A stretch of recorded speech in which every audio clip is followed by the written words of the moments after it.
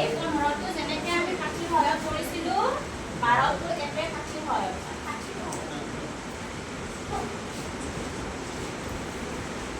আমি যে 15টো কৰিছিলোঁ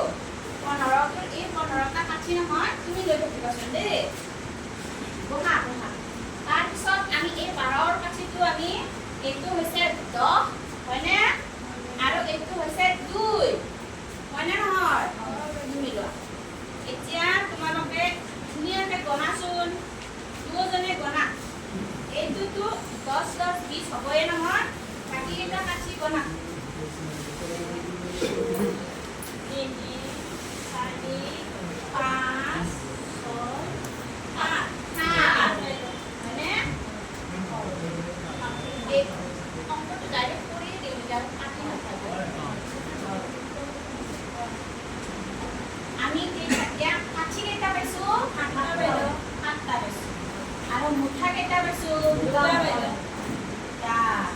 এতিয়া আমি কি বুজিম 15ৰ লগত